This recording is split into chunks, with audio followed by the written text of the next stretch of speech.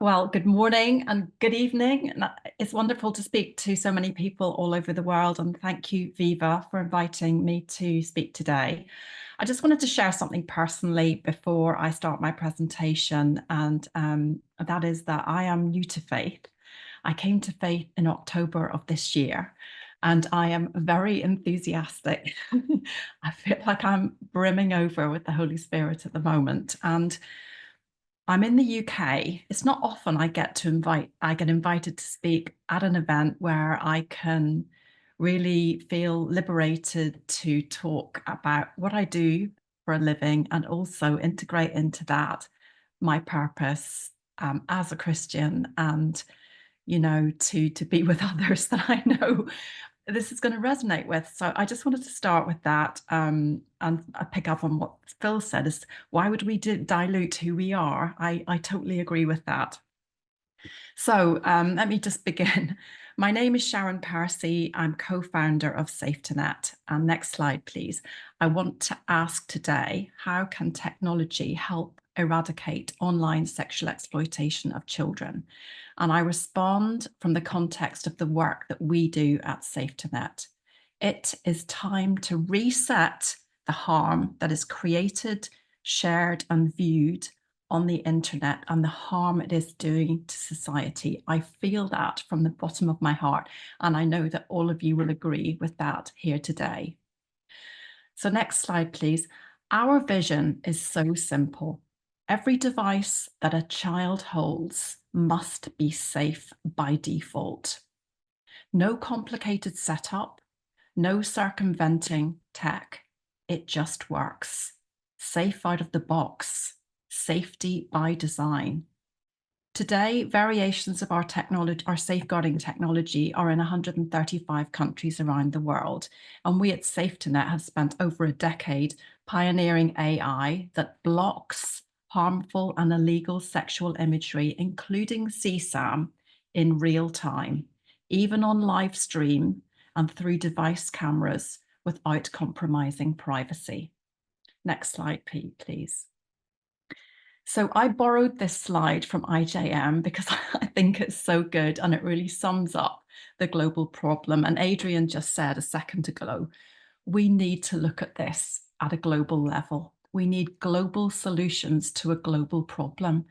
And this image shows us the flow of child sexual exploitation material around the world.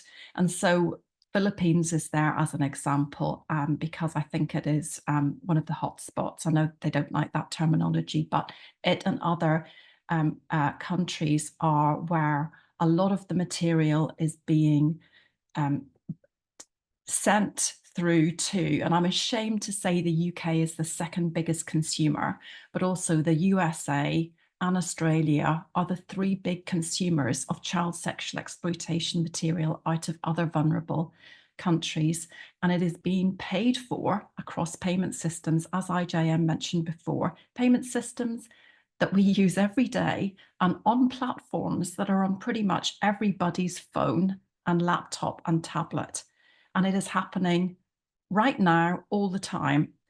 And where we are in our technology is to stop that material, block that content, stop it from being created or consumed, stop the flow. The next slide, please. This is just the tip of the iceberg. Why do tech solutions matter? In the UK and globally, that's what these stats are. The world is out of control. 81% of 12 to 15-year-olds have experienced harmful content online in this country. 1 in 5 are pressured or blackmailed into sharing intimate images.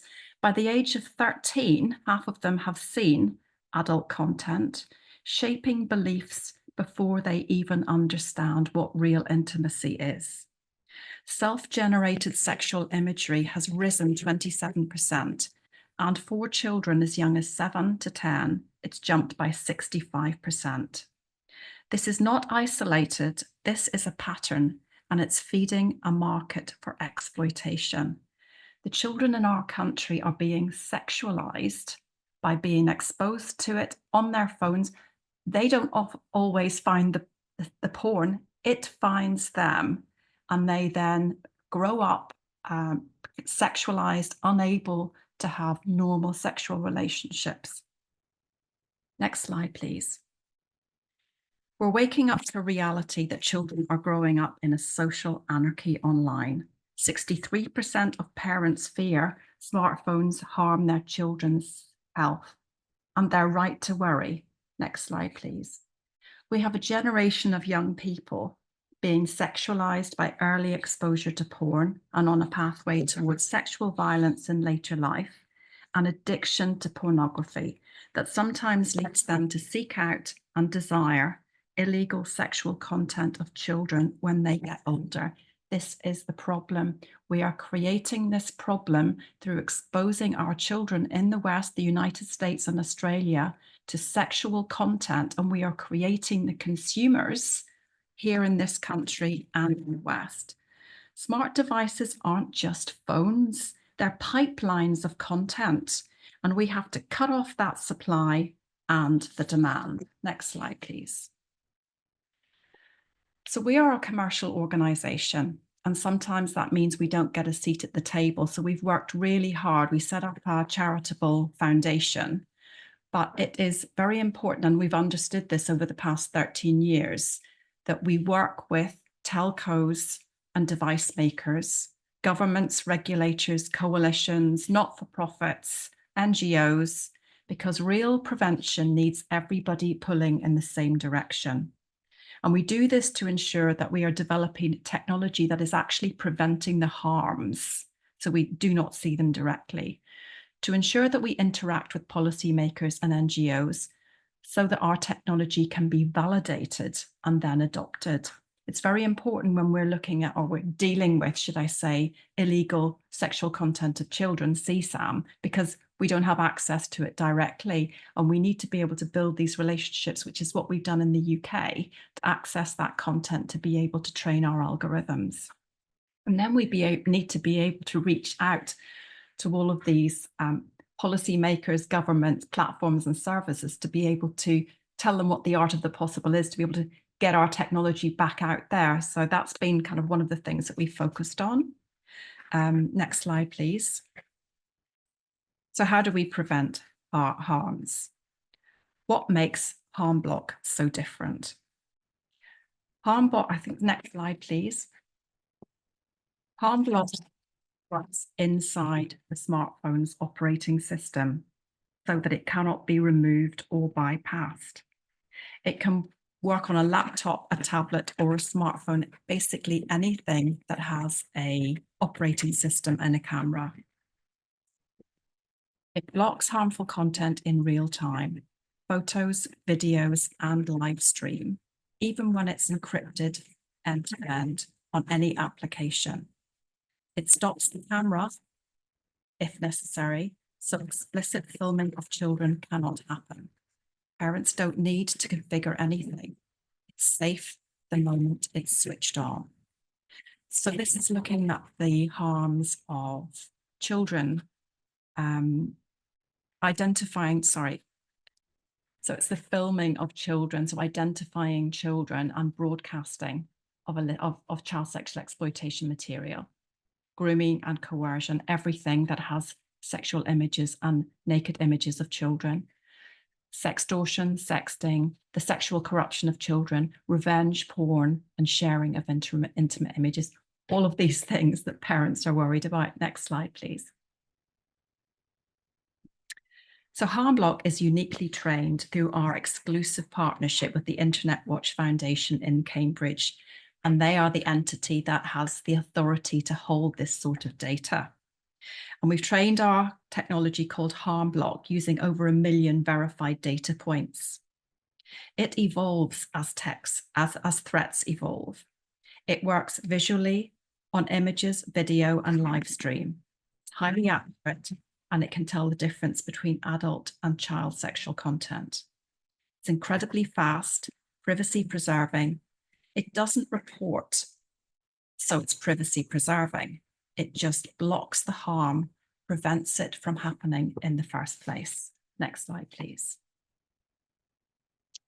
So I'm about to show you a video that can demonstrate this technology working. The first video, there's two videos actually. The first one shows children in the bath. Don't worry, the image has been blurred, but you can see how the phone just blocks as soon as it identifies the children. And then the second video is the same kids bouncing on the bed in their PJs. And you can see how the tech then can identify that those children, that's perfectly normal, nothing wrong with this. So if you just want to run. Yeah, I want to take a picture. It blanks. And now let's try it on the video. I'll do that. Look, blank, nothing. You can't see anything. And also this has a delayed response, just to show people on the demo. So in real life, you wouldn't even see their face. And then the next one. And then, if they're just shirtless, it doesn't go blank. Look, look at that. Isn't that amazing? This technology is ridiculous. Let's try it on video. All good. Let's go over to Leah. Nothing. And there's a bed. And I know that he said the bed thing was problematic. And let's try it. Isn't it amazing? Amazing. So just before we move on to the next slide, our tech is an algorithm. HarmBlock is an algorithm that gets embedded into the operating system of the smart device. So we need to work with device manufacturers. It's not an application. It can't be removed or circumvented. So once we integrate it into the operating system, it collaborates with the camera, and everything that is being viewed and then, if you like, rendered onto the screen of the device, it passes through our image classifier, and if it detects CSAM or sexual images, naked images of children or pornography, it blocks it. It just doesn't render it to the screen. It won't send it through the camera. It just makes the phone or the device incompatible with CSAM or pornography. So we can separate out the CSAM. And in the UK, we're launching it here on a device. It'll be the first ever device of its kind in this market. It'll be in the UK and Australia and in Germany, first ever markets. It's going to be pornography, sexual imagery, and CSAM. But the vision is, to be able to stop CSAM per se, all CSAM, and not necessarily illegal content. We could separate out the CSAM and then deploy it in marketplaces just on every single device, on every laptop, on every tablet, on every phone, and that would stop the creation, sharing, and consumption of CSAM. That's the vision. So next slide, please. So this is the first ever slide I've created of this kind, and it feels quite liberating. Just restating what Phil said earlier, why should we dilute who we are? I feel, from October of this year, someone mentioned as well about putting your glasses on and seeing clearly.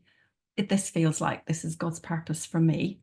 And, the 13 years that we've been working in this business just makes utter sense. Of course, technology alone is never enough. We all need people and willing partners to reset the harms of the internet. And we often talk about dark forces. Why has it been so difficult to stop these horrendous crimes on platforms and services and devices?